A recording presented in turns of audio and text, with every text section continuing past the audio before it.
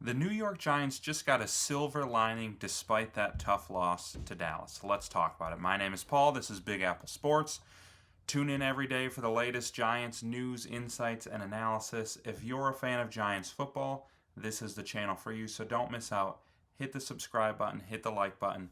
Got a lot more Giants content coming.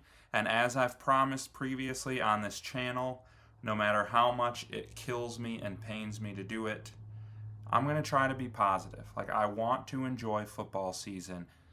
Every week, there's going to be things that we can focus on that were positive, and, obviously when you lose, there's a lot of negatives that can be focused on too. But this channel is going to focus on the positives, so if you like that, hit that subscribe button. And then, before I dive into the silver lining from today, let me hear from you guys. Give me your thoughts on the game. Who's to blame for the loss? What were you excited about during the game? Just your big takeaways, and I'll try to respond to as many of you as possible. But let's talk about, there were really two, I guess I would say three big time takeaways that I think we can be really positive about moving forward despite the tough finish to that game. And I'll pull up the box score here as I talk about it. But to me, big thing number one is Russell Wilson played great. And I mean, obviously, that pass in overtime that he just like threw behind him and slipped out of his hands. What in the world was that? I I don't even know what to say about that. But besides that and the terrible deep ball to Malik Neighbors, he balled out, threw for 450 yards, and not thrilled with his overtime performance. But when you put up 37 points on offense and score a touchdown with 25 seconds left to win the game, I'm not going to put anything on you. I'm not going to put any of the heat for losing on you, even if his overtime performance was pitiful. He won the game in the fourth quarter if the defense could hold for 25 seconds. But the reason that's really positive for the Giants is because it gives them the ability to play Jackson Dart when he's ready. Especially if the Giants keep losing games, the calls for Dart are going to be louder. But the last thing you want to do is I've seen it with the Bears, with the Jets, with the Browns, where they're like, you know what, we're going to do the right thing and we're going to sit our guy till he's ready. And then they come out and they play so poorly and their quarterback is so bad that they throw their rookie who's not ready into a terrible situation and ruin him. We've seen it time and time again by some of these bad teams in the NFL. The Giants have said they're going to wait until Dart's ready before they put him in. But if Russ played like he did week one every game, the noise for him to come in before he's ready is just going to get louder and louder and louder. Russ playing super well buys the Giants time. And like I said, if they're 0-6, but he shows that he's ready, even if his Russ is playing great, they can put him in. If they're 4-2, if he shows he's ready, put him in. Like, the second the Giants think he's ready, I want to see him, but I don't want to see him forced into a bad situation. So Russ playing well is good for the Giants. Put Dart in when he's ready to go in, no matter what their record is, no matter what everything else looks like. When he's ready, he should go. So Russ playing well is a positive. Another positive is Cam Skattebo. He looked really good today. And that one play with Dart where they had the fake, I think we could kind of see what the Giants' offense of the future can look like. Dart is so mobile and elusive. It really brings a new element to the game. Like you saw on that read option, he drew a lot of defenders to him, and that just opened everything up for Skattebo. He almost got in the end zone, got in super easily the next play. But you can just see with Skattebo, he hustles. He's so physical. He's so powerful. He's going to be a stud. I didn't expect him this week to already be doubling Tyrone Tracy in carries, but he looked the part. He looked like he should be back there getting 10, 15 touches a game. I was thrilled with the way he played. Another big silver lining from the game was Wan'Dale Robinson. Of course, Malik Neighbors, we all know who he is.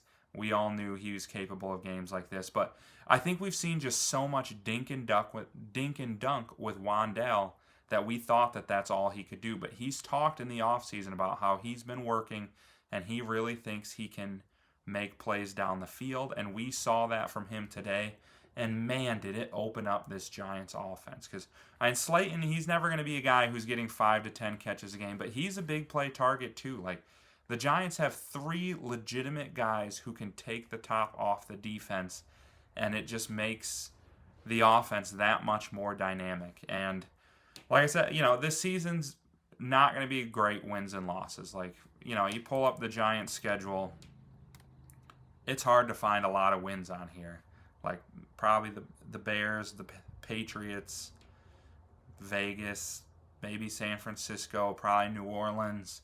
Like, I think they're good enough to steal a game from, like, a Chargers or maybe Minnesota. Maybe they beat Washington or Dallas at home. But, like, it's hard to find a lot of wins in this schedule. We know they're not going to be a playoff team. But I really think we see the future of this team forming. Like, all these receivers are young. They're all crazy talented. We saw the running back of the future today. We just need Dart to get there, and we need the offensive line to be shored up a little bit. And speaking of the offensive line, once Hudson was out of there and not getting a penalty every single play, Marcus Bowe, like, he played really well. And we saw it in the preseason, and I think a lot of us were really high on him. But you never really know what you're going to get until you see it in regular season action. And for a guy who was drafted to likely be a guard, and you thought maybe he could play right tackle, to protect the blind side like the way he did. And, like, I'm not going to sit here and pretend like I'm some offensive line guru. Like, I'll have to see what some of these true offensive line analysts say. I'll look at what his, like, analytics say and get back to you later this week. But, like, just watching the game from the eye test, like, I thought protection was pretty good with him out there. And that is huge because Lord knows we don't know what's happening with Andrew Thomas. And, I mean, if you can play left tackle as somebody who is naturally probably a guard, like, you can probably play anywhere on the line and be a good player. So, huge for the Giants to finally, with a 5th-round pick, draft a offensive lineman who's good from day one. So, I was super excited about that as well. I think the one true negative from today was obviously the defense. And I'm putting it, and I think a lot of people are putting it all on Shane Bowen. I've never loved the guy. Like, I always think it's a huge risk when you sign a defensive coordinator from a team who has a defensive-minded head coach. So Bowen came from the Titans. He was Mike Vrabel's defensive coordinator. And, like, yeah, that team had a really good defense, but Mike Vrabel is a defensive-minded coach. That was his defense. I didn't like the signing of Shane Bowen, and I hated the game plan from today. Like, they gave so much space to these receivers. It was ridiculous. Like, if I'm Shane Bowen and I have the guys I have on this team, I'm telling you, press your receivers and let this pass rush get home. If we occasionally get beat over the top, so be it. But the one thing that can beat a good pass rush is being able to get those quick slants and screens, and, like, they just gave it to them all day. Like, these guys, like, they gave so much space that the little 5-10 yard slant was automatic for them, and that's really the best way to beat an elite pass rush. So he played right into the Cowboys' hands today. I hated that. This defense is way too talented to be giving up a 40-piece to a team like the Cowboys. I'm sick of losing to them. Hopefully they get them in New York when they play at the end of the season. But still, I think we all thought this was going to be just a terrible season to watch. All sorts of, 19-10, 23-6, like, offense looks like garbage, ugly games, but awesome to see the offense show out. Like I said, with Skattebo and Neighbors and Wan'Dale Robinson, like, you saw some of the Theo Johnson had some big catches. Like, you saw the future of this offense. Now we just need Dart to get ready, and once he's able to play, I think this is going to be a good offense next year or the year after. And hopefully, I'd love to see Shane Bowen go and a real defensive coordinator come in, but we'll see if he can make some adjustments, and got a full season ahead of us. So don't forget, like and subscribe on your way out, and drop me some comments of your take on today's game, and I'll catch you with some more Giants content tomorrow.